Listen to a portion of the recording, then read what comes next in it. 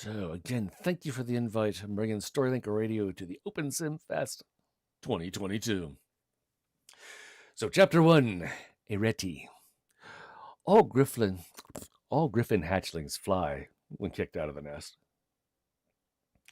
When my nestmates and I were ousted from our birthplace, my brother and sisters glided along the jagged cliffs. I fell. One moment I slept curled up beside my slightly older sister, aloof, and in the next my mother's blood-red beak picked me up by the tail and hurled me out of the warmth of our feather-down-filled nest. I plunged down the side of the mountain, shrieking and screaming while the other 10 hatchlings soared above me. The face of the mountain rushed at me. The ice streaks and the patches of evergreen trees grew larger and larger, more vivid in smoky grays and stark greens. The sunset-tinged earth was coming at me. There was nothing I could do, but I refused to die head first. I twisted my torso in time. First, my right leg hit a narrow cliff. Crunch! Pain seized my right limb, snatched my breath, clouded my vision in red. Rocks, snow, and branches plummeted past me. I was falling faster and faster. Fly, Ireti, fly! I reached out with my claws, only finding the open air. Even my smaller gold-tipped wings, which should have captured the air and lifted me toward the eternal heavens, did nothing. Up here, the air was frigid and thin. Only a griffin with strong wings could take flight. The end was coming before I'd experienced the beginning. All the Awasanma hatchlings are called to the Wirra Peak, Mother had said to us. Soon all of you will go there. Find your true mate and live as intended. Me? Well, I would never see the Wirra Peak, a massive singular mountain to the far north, often obscured with wispy clouds. I closed my eyes. Before I hit, something yanked hard on my leg and swung me upward. I glanced up to see my sister aloof. The wind screamed in my ears as we soared toward the sky. Even as a hatchling, Aloof's golden wings with their white tips extended far wider than most. And now her claws held me tight, almost piercing the furred flesh of my leg. Oh, my darling sister was a beautiful creature to behold. But no matter how hard she flapped her wings, we continued to descend. We were flying toward the east, toward the setting sun. No, I conveyed to her via mind-speak, the Awasanma tongue without sounds. Let me go, sister. We're going the wrong way. But she shrieked, and her grip tightened to the point of pain. No, was her only reply. The other hatchlings continued north while a panic squeezed my chest. I wheezed. She still wouldn't let me go. My gaze flicked a Wirra Peak in the distance. My wings would never carry me there. All the stories our mother told us about our mating grounds faded away as the mountains turned to forest green valleys. We were going too fast. Trees, rocks, structures all bled across my field of vision. Before we hit the treetops, another griffin swooped in to slow us down. My brother, Aiken, grabbed us and we slammed into the trees. My head rammed against a tree trunk. My body flopped to the ground. As I slipped away to unconsciousness, I watched the other hatchlings disappear towards Wirra Mountain. The forest floor was impossibly dark. Shadowy tree trunks resembled figures reaching for us. Why couldn't I see as well anymore? I flexed my claws, only to find I now had delicate, fleshy limbs. Soft skin replaced my furs and feathers. I leaned my head up, only to have pain slither down my back. Don't move, a loose, familiar voice said in mind-speak. Her weird hand touched my torso. Your leg is broken, sister. What's wrong with me? I replied. We're ground walkers now, sister. Whenever the Awasanma are near the ground at night, we take on this cursed form. She removed leaves from my hair. My hair. The ground walkers cover their fragile skin with woven sheep wool and communicate with these strange mouths. A groan floated near my left side. I craned my head to see Aiken struggling upright under 2 legs. He wobbled but managed to stand. Aloof continued, though her voice through mind-speak sounded constricted. I have been here before, but only during the day. As a stronger hatchling, Aloof had practiced flight. And now that Aiken was up, the moonlight shined on his broad shoulders, so this was what a male ground walker looked like. But there was something ethereal about his honeyed skin, his speckled hazelnut-tinted eyes, and the tight, light brown ringlets cascading down his shoulders. Aloof turned to Aiken as she gathered a thick branch from the moss-covered ground. Why did you catch us? 'Cause you wouldn't have survived otherwise, he sneered. Why did you save her anyway? I flinched. Aloof's eyes formed slits and golden eyes deep into a molten amber. Why shouldn't I save her? She's my sister. Bah! Look at her, Aiken sighed. Not everyone's meant to survive the flight. Not everyone's meant to mate. Aloof didn't look at me, but I did. As a ground walker, my shorter limbs were thinner and less muscled than hers. My sister gathered 2 more branches and vines from the nearby trees. Using them, she fashioned a splint for my leg. This will ensure the leg heals straight, she reassured me with a smile. Don't try to move any more, sister. The side of her mouth trembled, though. Her eyes blinked rapidly, and she sucked in a deep breath. My chest tightened. Aloof never showed weakness. Aiken ran his hands down his face and then crouched. Why now? Why did Mother push us to the sky so soon? We have at least until next spring. The air down here was crisp. Wildflowers were in full bloom. Spring had arrived in the valley. We should have matured even more over the next year, but would I have grown enough for that arduous journey? Aloof shook her head. There were others in the air. Maybe our parents read the skies wrong. Her voice drifted to a whisper. Water fell down her cheeks. Sister, I murmured. I'm fine, Ireti. But she wasn't fine. Her shoulders shook and she turned her face away. I bit my lip hard enough to draw blood. I'd never cried before, but this action eased the tightness in my chest. Well, we can't stay here, Aiken finally said. The ground walkers live in this valley. We should return to the mountains until daylight. From there we can try flying to Wura again. But no. Aiken had not meant those words for all of us, only for Aloof and himself. Her head whipped round to him. No! Sounds to the east made us freeze. Tree branches breaking, heavy footsteps on the ground, ground walkers shouting. Come on! Aiken ran southwest. I expected Aloof to follow him, but my sister hoisted me onto her back. I squeaked. The jostling was painful, but I held on to her. The sounds drew closer. Faster! Faster! Aiken stormed ahead, parting the underbrush. They're on horses, and they have dogs, Aloof cried. We must be swift. A heart slammed against my chest, and my headache increased tenfold. I didn't know what a dog or a horse was, but I could hear them, and I could smell them. Did the ground walkers want to kill us? Eat us? What? Why? The thick green evergreens disappeared to reveal a clearing. We weren't alone. Ground walkers riding horses and holding strange contraptions shot nets into the sky. 2 other hatchlings, too tired to fly high, fell hard. Once they hit the ground, they also assumed the ground walker form like us. One ground walker pointed to us and shouted. Aiken turned to go back the way we came, but the more upright creatures approached from the west. We were surrounded. Aiken could have run away, but he snarled at them and tried to frighten them away. The ground walker's nets subdued us with ease. We were dragged across the ground to metal cages and placed inside with other awasama. The 2 other hatchlings clung to each other. A pair of large horses pulled our cage on a cart through the forest. Aloof continued to cradle me close while Aiken brooded in the opposite corner. He stared at every movement the ground walkers made. The forest led away to a rocky path which perfectly lined up with evergreens along the side. At the end of the road was a structure I'd never seen before.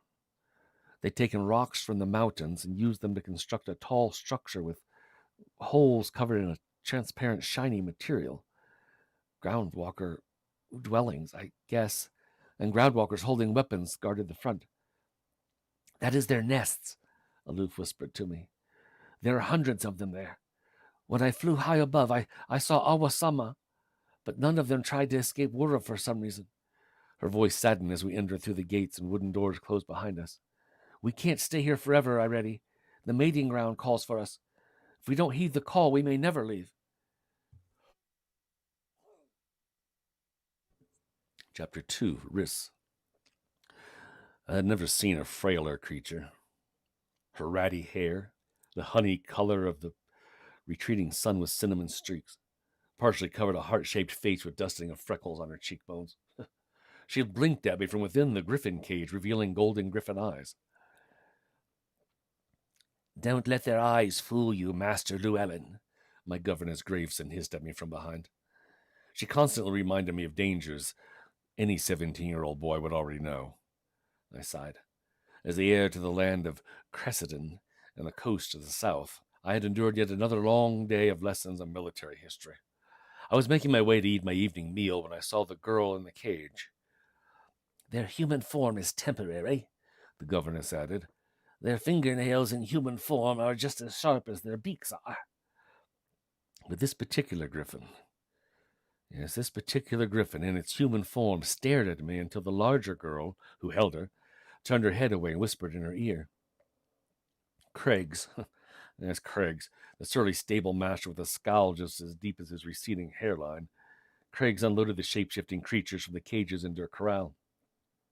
"Why hasn't the stable master given them proper clothing?" the governess snapped. "Their nakedness is offensive to my young master." My hand rose to quiet her. "Stop fretting, Mrs. Graveson. Not that offended." Two stable hands eased into the cage. One was armed with a whip, while the other forced the griffin children to put on the robes. One of the boys refused, even daring to bare his teeth. The whip cracked twice. I cringed as he screamed. The vicious welts on the boy's backside were a hard lesson. Obey or else. The other children complied, and tattered garments swallowed them. Come, it's time to eat now." Mrs. Graveson pulled me away. As I glanced over my shoulder, the golden-eyed griffin girl with the broken leg watched me walk away. The next morning I had no lesson, so I snuck out of the castle to the stables and surrounding corrals. Now that the sun had risen, the griffins stalked the corral in their natural forms. The stable hands kept them collared and chained to keep them from flying away, though. Without catching the eye of the others, I ambled up to the fence, and I watched the stable master direct the stable hands to brand and break in the griffins. Every spring, stable master Craigs sent out soldiers to capture young griffins, and all of them ended up here. Cressida Castle supplied the flying steeds for the entire kingdom. "Shall we put it down, sir? It's injured," one of the stable hands remarked. What was he talking about? I looked around the short man to see the injured griffin. The branches used to secure her broken leg fell, and once she transformed into her griffin shape. Now she hobbled about, creating a pitiful sight with her shorter tail, muted brown feathers, and sickly brown fur on her flank. Her misshapen, smaller wings made her unfit to carry anyone, but her hazel eyes flashed with far more determination than Craig's.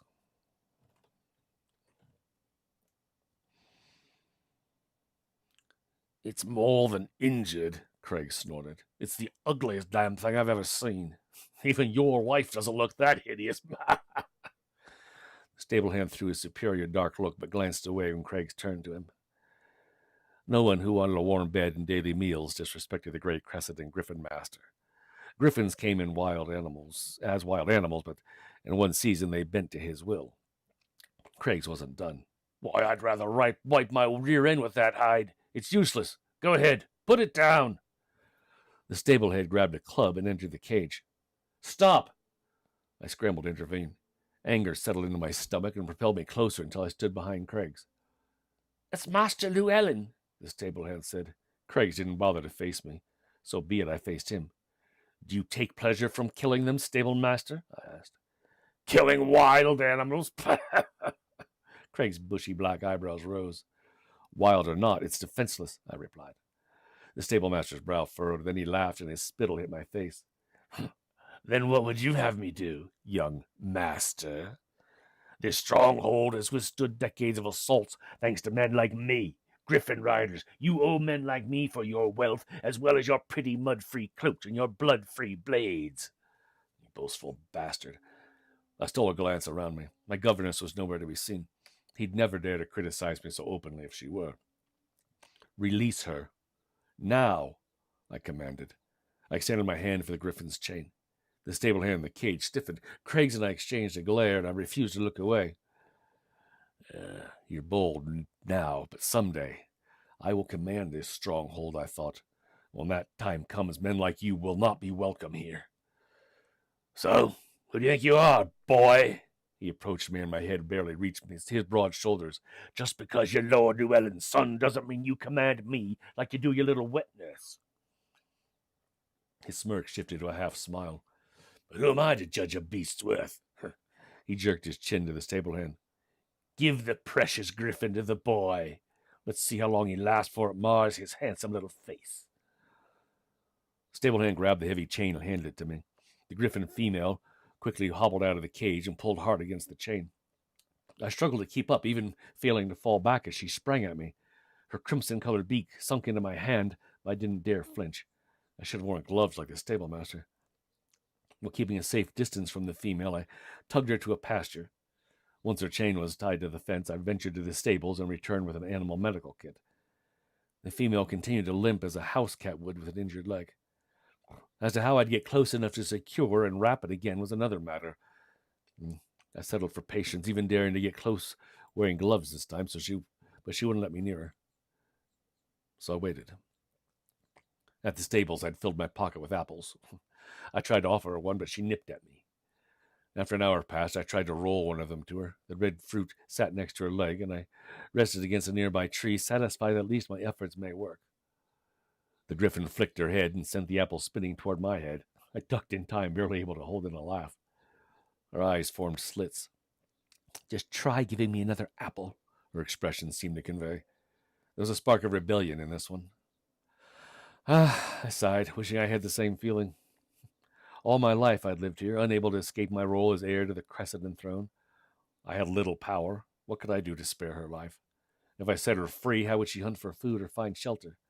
I had to secure that broken leg. Patience rewards the assiduous man, my father always told me. I switched tactics and spoke. What should I call you? I asked. Apricot, perhaps? Ireti. Another fruit. All morning long, the men called stable hands tossed about names like we didn't already have one. Apple for my sister, grape from another female. How ridiculous. Always saw my parents name their children the moment they hatch. Each one represented what their parents expected of them. My name, Ireti. Ireti meant hope. Maybe I should call you Pear, he suggested. Things were looking too hopeful on my end. I glanced at the strange groundwalker, now that I now know to be a human, and tilted my head. He wasn't like the others who whipped the griffins. He sat not far from me, tossing me delicious apples every now and then. Once in a while, he forgot about the cut on his hand and winced as he threw more food. Well, I felt remorseful now for biting him. He seemed kind, and, well, apple trees didn't grow along the mountainside. He tossed another apple. My name is Riss, by the way. I saw you looking at my hand. It's almost as if you understand what happened. He glanced at the bandage he wrapped next round it. I don't blame you for this. You should, was my next thought. Riss continued. You were defending yourself, which is your natural right. And he sighed. I don't understand why we need griffins to defend Crescent. Father said we're training 5,000 men to go to the south to the Lucien Isles. We need a navy, not an army of enslaved animals. I inched forward a tad. He shook my head, flinging my errant feathers from my face. He cleverly tossed the fruit closer to him. It was the largest one he had offered by far, practically blemish-free. I could already taste the tartness on my tongue. Even if I name you, though, will you be fitted with the harness like the others? He ran his fingers through his reddish-brown blonde hair. Will the stable master use his whip to break your spirit? Wonder if he can break your spirit. He tilted up his chin. His soft gray eyes reflected warmth, and I froze. I'd never seen such a shade of gray before. Silver-green flecks sparkled like starlight on the night of a new moon. He flashed me a boyish smile. Do you understand what I'm saying? He laughed. Nah, you probably don't. I was much closer to him now and snatched the apple. I swallowed it one gulp. Quite tasty. Well, either way, none of you belong here, he said wistfully. All the young griffins were flying north. Where were they going? He eased himself to his feet. He approached me, bringing the pleasant scent of clean leather, but I scampered backward until I saw his other hand held not one but 2 apples. Can you live long enough to fly north?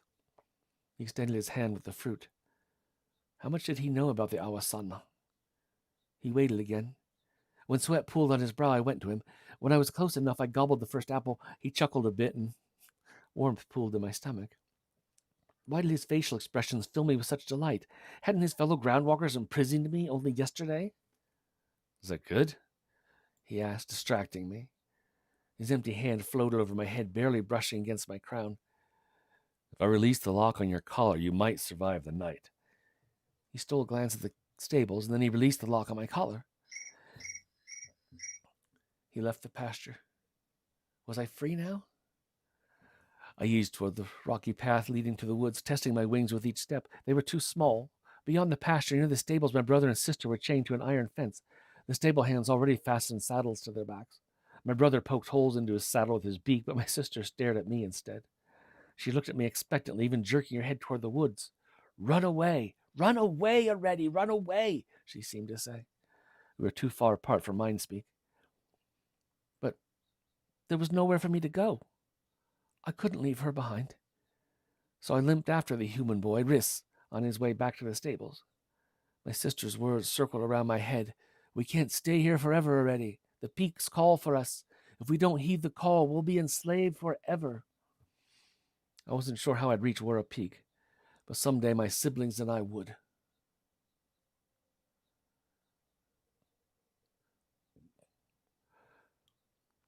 Aloof flew long before I did. In the nest, all she had to do was extend her wings and take off. While my other nestmates fought each other over Mother's offerings, a mountain goat on most days, Aloof's wings pushed them back, and she snatched the morsels Aiken didn't care to eat. Now it was a human's cupped hand that offered me food and brought buckets of water to my mouth. The older human boy, the one who called himself Riss, visited my stable stall every day. After a week passed, I even let him set my broken leg. Well, maybe I should admit he gave me a bucket of grubs, which equated absolute griffin bliss, and I caved in as I gorged myself. Riss's touch was gentle as he bound my leg. This binding will stay no matter your size, he said to me. What I preferred the most was his nighttime visits. When evening arrived and we took human form, the females stayed grouped together on one side of the barn while the males were housed on the other. Little did the humans know we chatted all night like hens using mindspeak. While Aiken complained about getting muzzled after he roughly bucked off Craig's, Aloof braided her thick golden hair. I loved to watch her do it. I adored my sister. While the other Awasanma curled up on the hay and slept utterly exhausted from the day, my beloved sister hummed to herself and tied her hair in intricate plaits. The meaning of her name, beloved, fit her well. What are you doing? She asked me, while her fingers worked away at her thick ringlets. Drawing, I replied. Over the last couple of days, I'd used my fingernails and claws to sketch out Wurra Peak on the worn stable wall. It's coming along nicely, Ireti, she breathed. If I closed my eyes, I pictured wisps of clouds dancing along the sheer cliffs to the snowdrifts here and there.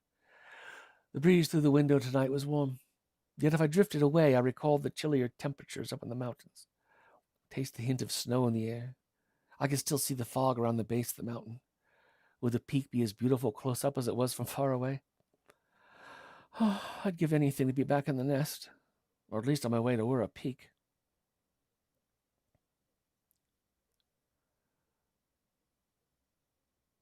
What are you doing? A familiar voice asked from the locked doorway. A head appeared through the barred opening in the door.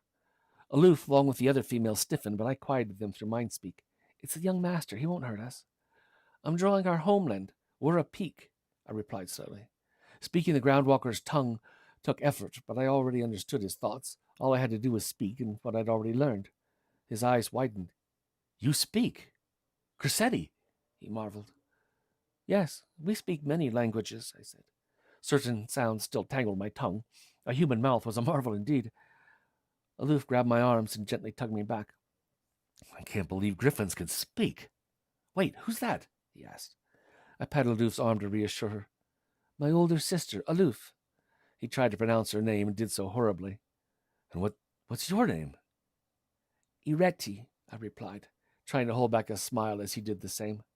Ireti, he said slowly, catching the vowels correctly. You have family here? He glanced down and then produced a handful of apples. Yes, my sister and brother. He is called Aiken, the brave one. The frightened griffins refused to approach until I took the apples. I couldn't hand them out fast enough, though. Once he was satisfied I was well, he gave me some pears and hurried off.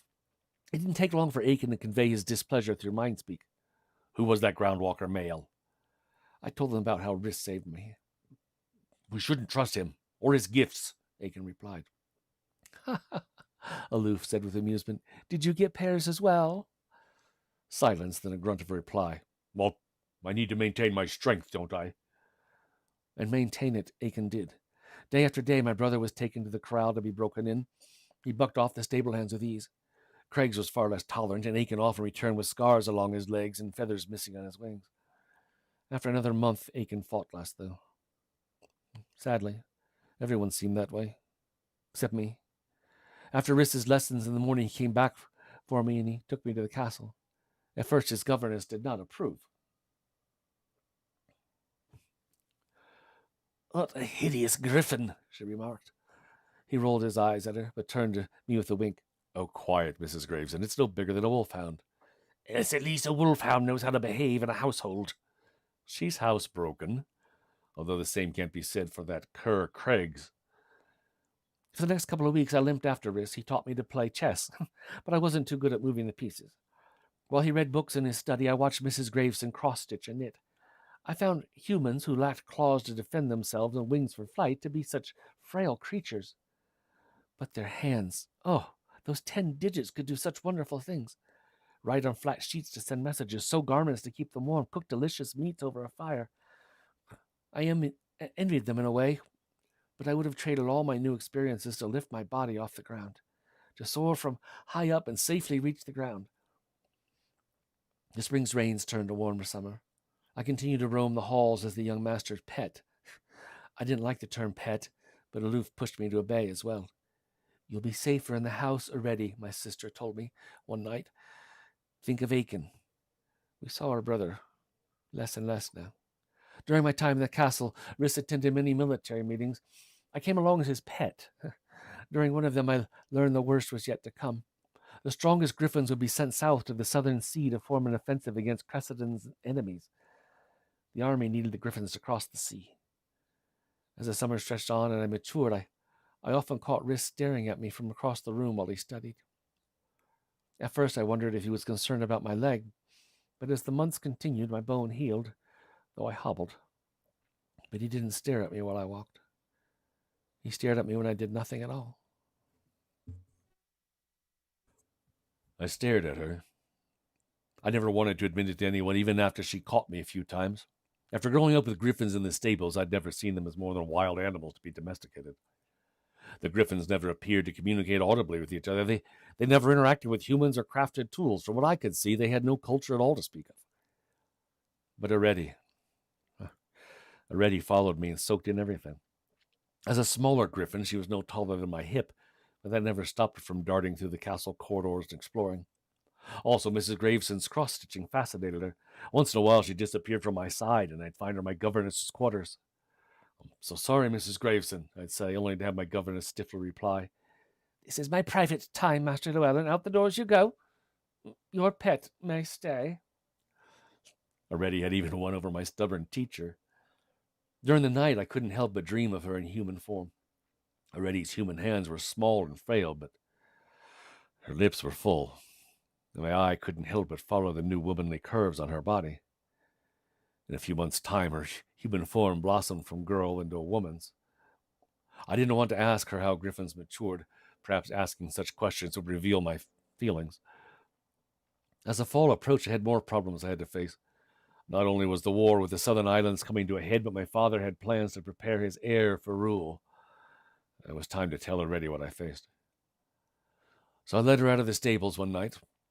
The hints of autumn colored the leaves bright red and orange. We often walked at night, and the guards never bothered us.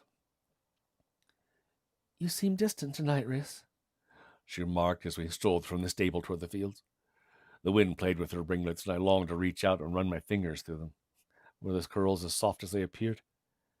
The half-moon hid behind the overcast sky, but I could make out her pensive face. It had been a week since I'd seen her. It was for the best. The front lines to the south have worsened already, I began. Many men have died. She clasped her hands behind her back. Yes, so I've heard.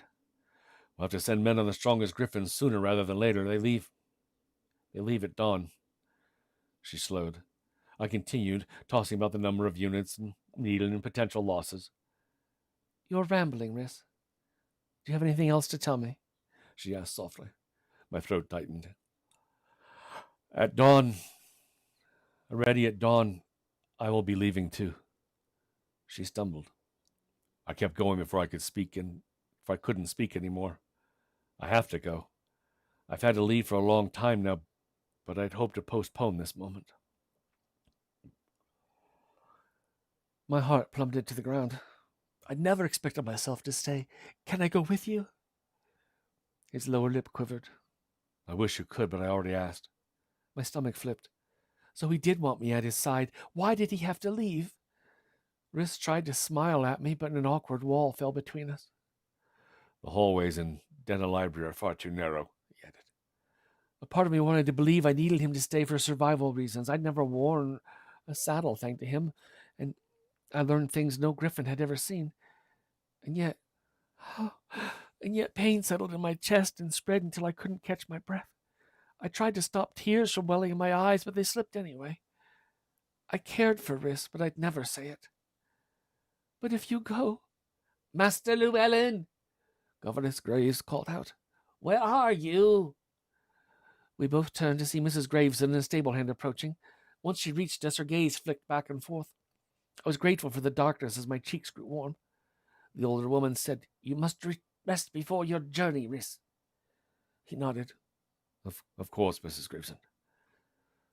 Our time together was over, and I'd soon have to face my life in the castle without him. In the morning, my brother would fly to the front lines, and Riss would go to Dina, and then in the north. Riss would venture off in the very direction I needed to go home.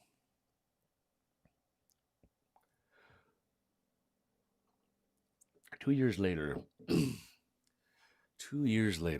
Cressidon's stronghold hadn't changed much in the past 2 years. The castle's wall had yet to be breached from invaders. The pastures stretched for miles, and the field's harvest had been taken. New griffins yanked against chains in the cages, while the older griffins milled about in the corrals. Was Ireti one of them? During my journey to Dina 2 years ago, I tried not to think of Ireti or the pleas I had made to Mrs. Gravesend to watch out for her. Focus on your studies, my governess always wrote back. She never told me if Ireti was alive or questioned why I cared. Why did I care for a griffin? We could never be together. My father, who recently passed on the responsibilities over Cressidon to me, had already arranged for me to marry another nobleman's daughter. Yet my palms were sweaty, my heart raced, and I couldn't stop smiling at the thought of seeing Ireti again. It was midday.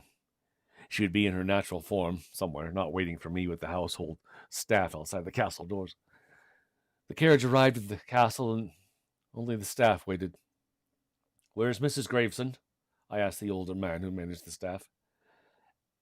She fell a few months ago, sir, and she's been taking it easy ever since then. I hurried to Mrs. Gravesend's quarters, concerned for her well-being, only to find an interesting sight. A griffin, the size of a donkey, sat next to Mrs. Gravesend's bed.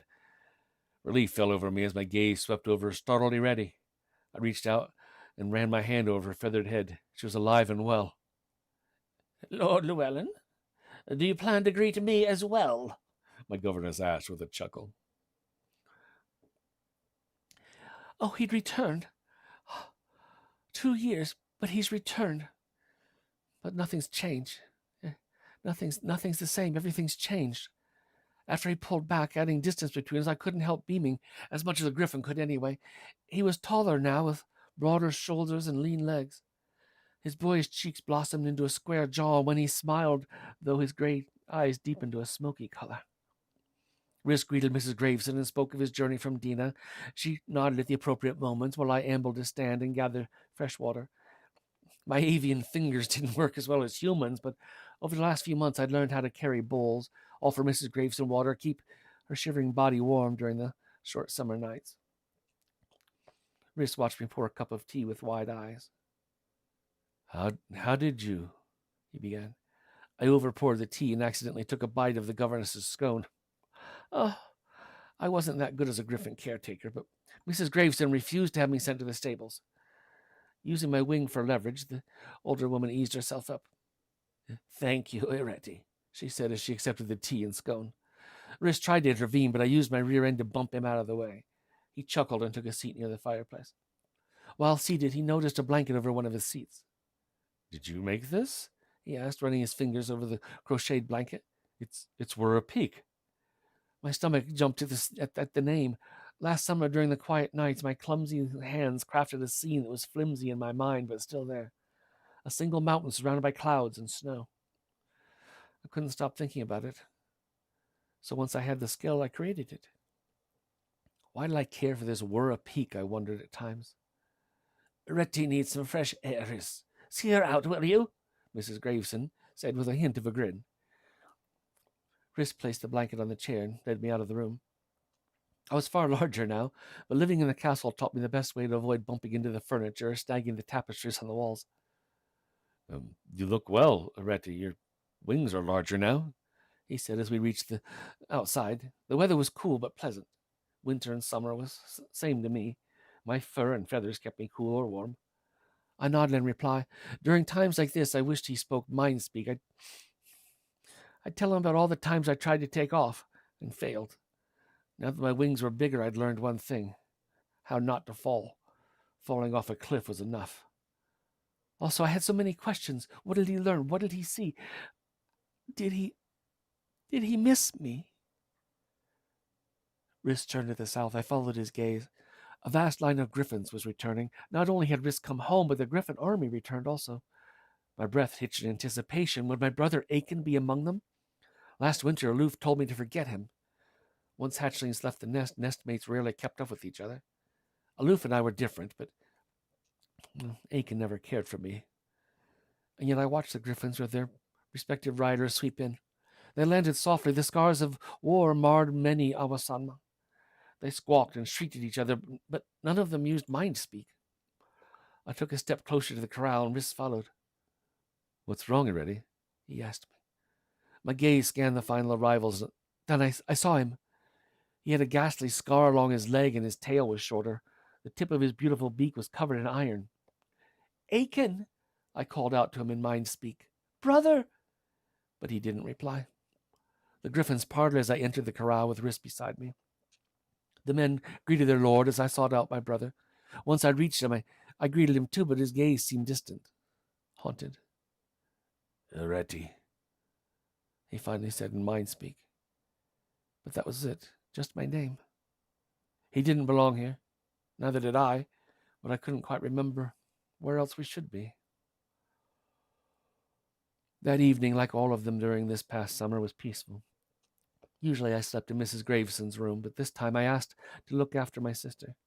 The female stall, which used to buzz with chatter, was deathly silent. Everyone was curled up on their sides sleeping. I found my beloved sister in her human form, with her hair tangled and knotted, lying down and facing the wall. We didn't speak much to each other anymore. Sister, I said fondly as I lay next to her and wrapped my arms around her waist. I ran my fingers through her hair, trying my best to work through the tangles. The room was dark for a long time until the moon peeked out from under the clouds and shined dim light through a narrow window. The light glimmered on a carving on the wall. For some reason, I paused on my task and stared. It was the mountain again. Why did I see it everywhere?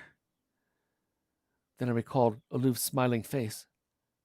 It's coming along nicely, sister, she had said 2 years ago. I closed my eyes then, and a place I had trouble grasping unfolded before me. Wisps of cloud danced along the sheer cliffs. This place was cold year-round, but the griffins belonged there. My sister and brother should be at Wurra Peak. As I finished my sister's braids, a final plan formed in my mind. I had to escape with Aloof and Aiken, but I would need help. I didn't have many allies in the castle, certainly, but one in particular would help me without hesitation. I made my way through the castle, dodging servants carrying breakfast to Mrs. Graveson's room. She recently had her morning tea, and she sat up in her bed. Ireti, good morning, my dear. She offered me a warm smile, and my heart hurt to think of what I had to do now. I perched next to her bed, claiming the rug the governess left for me. I considered all night what I needed to do next. Oh, what is it, Ireti? She asked me, her wrinkled face reflecting concern. Did my wrist say something horrible to you? That boy. I shook my head and gathered a few pieces of parchment from the governess's desk. Her bottle of ink would be too messy to use, so using my beak, I gently grasped a piece of charcoal from the fireplace. She waited patiently, watching me while I painstakingly wrote out 2 words. Need help. She touched the side of my face with her soft, wrinkled hand. Take your time, dear. Go slow. I'm not going anywhere until I understand what it is you need from me. A few hours later, the plan was in place. As the day stretched on into the early afternoon, my stomach formed knot after knot. Would Mrs. Graveson's efforts work? We had to leave before sunset. Stop pacing and finish packing my things, dear, the old woman chided me. Using my beak, I grabbed her garments and placed them in her travel chest. A servant would arrive soon to take them to the carriage. My crocheted blankets were already gone. All I needed was to wait for the servant to fetch us. He arrived in due time. I helped Mrs. Graveson to her feet, and her servant eased her onto my back. Neither of us walk too well, do we? She said with a chuckle. I limped, but I'd mastered maneuvering about just fine. Soon enough, we reached the carriage. A muzzled Aloof and Aiken were chained to the back of the conveyance, their wings covered with the blankets I'd sewn.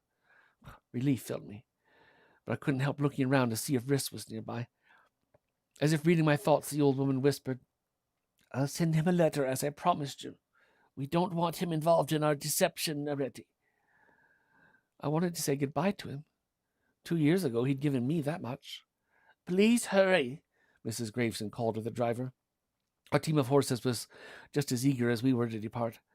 My servant tied me to the back of the carriage, and we set off, only to reach the gates and find someone waiting for us at the gates. Craig's, the stable master. And where do you think you're going with thunder? He remarked, glancing at Aiken. As a house griffin, I wouldn't be missed. Aloof worked to defend the castle. But Aiken, my brother was a military animal, a trained one at that. Aloof and I exchanged a glance. Aiken's back claws gripped the soil. We were in chains. There was nothing we could do. You got out of my way now. Mrs. Graveson's voice was weak, but her command carried authority. Show him my authorization from his lordship, she told the driver. Craigs took the papers, read it, tossed it to the ground. You can go, my lady, but thunder stays. Mrs. Graveson turned. Her mouth formed a determined line. Ride straight through him, then. Do it. The driver considered the order, then flicked the reins to set the horses to a hard gallop. The carriage jolted forward and raced towards Craig's, only to come to a violent stop again when the armed soldiers riding griffins descended and barred our path. Craig's smile widened. We'd failed. Back off, stable master, a voice bellowed from behind us. My heart tugged to see Riss ride up to us on horseback. He dismounted and got into the carriage. I never got a chance to say goodbye, did I, Mrs. Graveson? No, you didn't, dear, she replied sweetly. Was this part of Mrs. Graveson's plan all along? With one gesture, the soldiers on their griffins were forced apart and allowed the carriage to roll through. The sun dipped below the horizon. Our time to escape was running out. We hurried down the stony path to the north.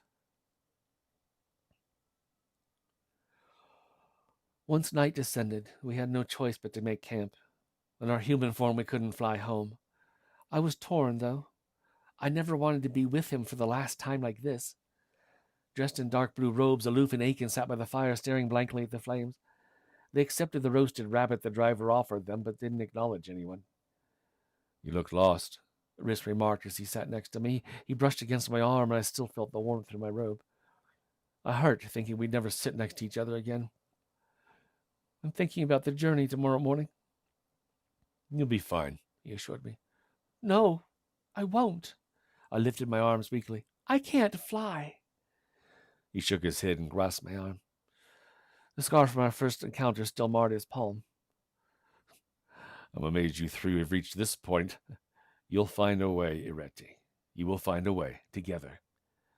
The seriousness in his gaze made me look away. My lips tingled, and I hungered for an action I'd seen countless times in the castle, yet never experienced myself. A kiss, my heart whispered, a true sign of adoration. You ready? Come with me. He tugged me to stand and released my hand. Why? I want one last walk with you. So we walked through the woods, listening to the leaves rustle, the crickets chirp, the owls call for each other. As we strolled, his hand often brushed against mine until he grasped me. Warmth surged from my toes to my head. I wanted this feeling to last all night. For Hope, my name, to mean I could feel this way again back in Wirra Peak. The night retreated as dawn approached. I didn't want to let him go. My grip tightened on his. What if I don't go with them? I whispered to him. No, he said with a finality that shook me to my core. You're my summer friend, and I'd like for you to be my winter wife. But you don't belong here, Ireti. I shook my head, watching with profound sadness as the sky lightened. Don't say that. The army leaves again soon, and you know what will happen to Aiken. Using our clasped hands, he drew me into his arms. His breath warmed my forehead, and my heart soared higher than ever I could fly. Take Aiken and Aloof home. Your sister will never leave without you. Do the same. Don't you want me to stay? My voice was different. My time was running out. Oh, already so much I want you to stay. But not as much as I want you to be where you were meant to be. He bent his head down and brushed my lips against mine. Our breaths intermingled, and I quivered against him. He kissed me. I kissed him back. But time passed. Time always did. He drew back and held my hand until my 5 fingers became a bird's claws again. With his free hand, he stroked my hair until bird feathers took its place. He reluctantly let me go. Go. Show them the way home. I circled Aiken and Aloof twice, barely managing to lift myself off the ground. My wings were just too weak. Come on, come. I tugged at Aiken's tail. We have to escape north, brother. Neither of them would take off until Mrs. Gravesend waved her cane at them. Oh, stop this foolishness and take your sister home. Sensing danger, Aloof grasped me and took off for the sky. She was stronger than our arrival 2 years ago, but we barely cleared the trees. Aiken wasn't far behind us. He ascended with ease. Aloof and I kept dipping toward the forest before Aiken grabbed my other arm, and soon we ascended even higher. We were heading home. But we were going the wrong way. Turn left, I directed them through mind speak. Left! Aloof's whisper was hard to hear, but she finally spoke. Soon Wirra Peak appeared on the horizon. It was just as I remembered. But another place, another face, tugged at me from below. Let me go, I whispered. Neither of them complied. Let me go! Let me go! I shouted. I was never meant to see Wirra Peak. I had another home already. Aloof's head turned and her beautiful eyes blazed with determination. You'll fall. I already fell. I fell in love. I brushed my claw against the one she used to hold me. My sister touched her beak to my temple. She released me. Aiken did the same. I fell again, soaring and gliding with confidence. But this time I knew where I needed to go. And so that's the end of Fear of Falling. So I hope you enjoyed our little tale. A sweet little love story.